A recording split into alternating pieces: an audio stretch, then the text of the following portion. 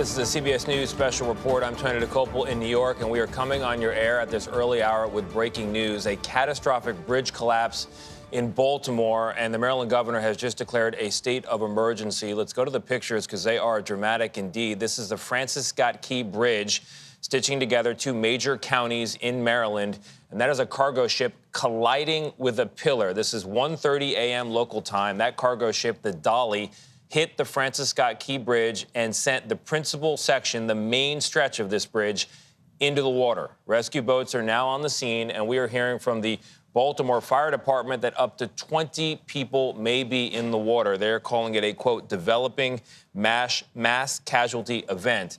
The good news at this hour is the Coast Guard says they do not have confirmed casualties at this time. A search is underway. The Francis Scott Key Bridge, as I mentioned, connects two major counties in the Baltimore area. It is more than 1.5 miles long. It's been open for nearly 50 years, one of the longer bridges in this country, and a major artery for shipping and for passengers, for vehicles. Tens of thousands a day cross this bridge.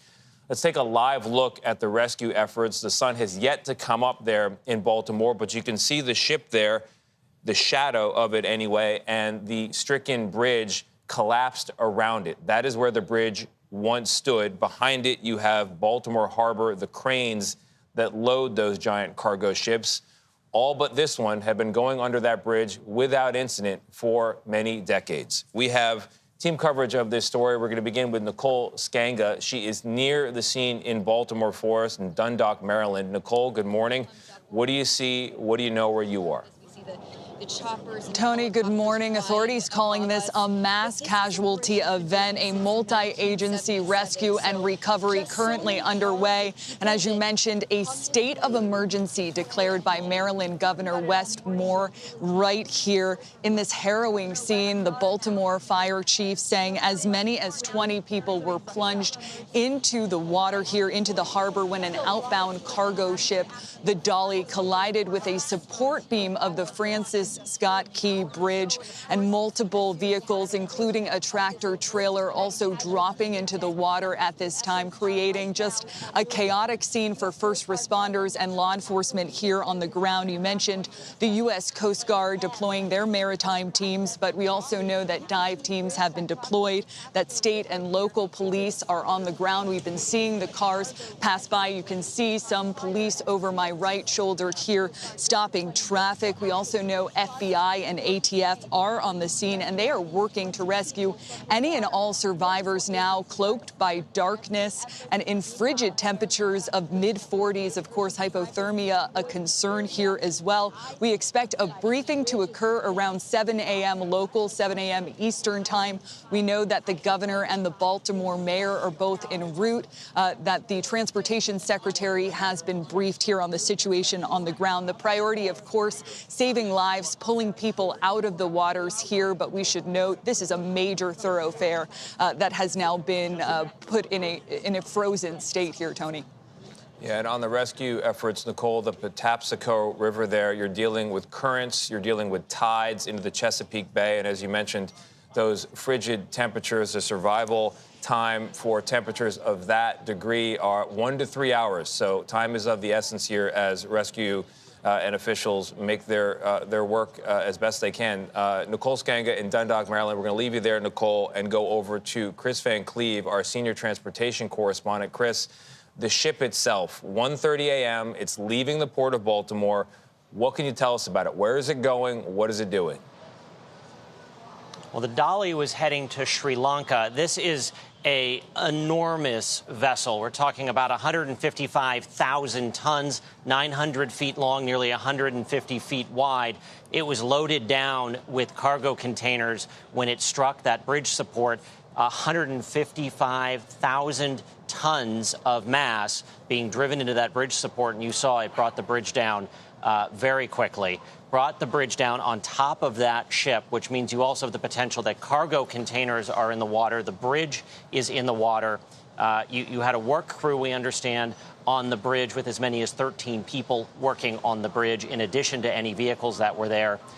This is a very very difficult, almost worst-case scenario for a situation like this. You're dealing with 48-degree water, give or take, according to the National Weather Service.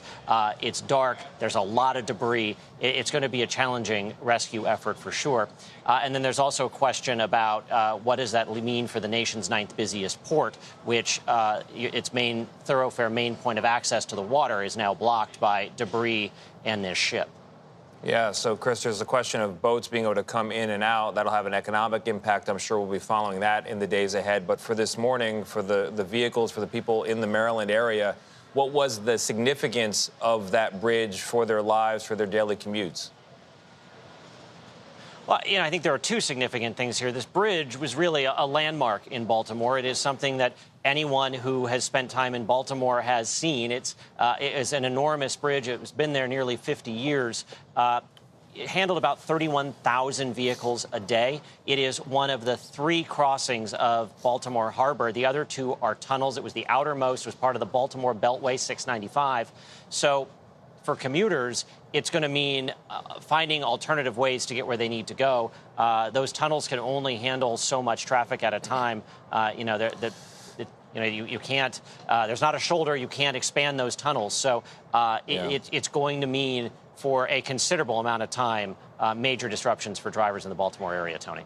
Yeah. Chris Van Cleve. Chris, thank you very much. We're going to go now to Robert Sumwalt, the former NTSB chair. Robert, good morning to you. You're watching this unfold as we are. From an investigatory standpoint, what are the next steps? Well, Tony, good morning. Yes, the NTSB will be involved in this. They will probably be the lead federal agency in this case. They'll share some of it with the Coast Guard. Investigators will have a lot to go on here. They will have, looks to me like the bridge collapsed onto the bow of the bridge collapsed onto the bow of the ship. So you're going to have a surviving crew from the ship. There'll be voyage data recorders that they can recover. So I think the NTSB and the Coast Guard will have a lot to go on here to try and understand why this ship was steered into a piling of this bridge. Yeah, that is going to be the big question. What do we know at this hour about the traffic that may have been on top of the bridge, and what is the NTSB role in? One question I think that's going to be coming up immediately in people's minds is, should this bridge have been capable of withstanding, given its location, a strike like this? Well, there are fenders that are around a bridge support like this, but when you have a very large container ship like this one, there's really not going to be much that can protect a bridge against that type of a strike. All right, Robert Sumwalt, former NTSB chair, giving us an outline of the investigation that will follow. Thank you very much. I appreciate all of our correspondents and analysts here. If you're just joining us, the Francis Scott Key Bridge connecting 2 major sections of Maryland has collapsed this morning after a ship strike. A lot of history in that area.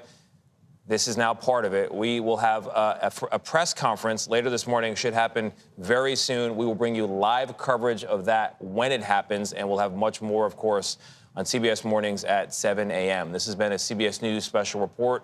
I'm Tony DeCopel in New York.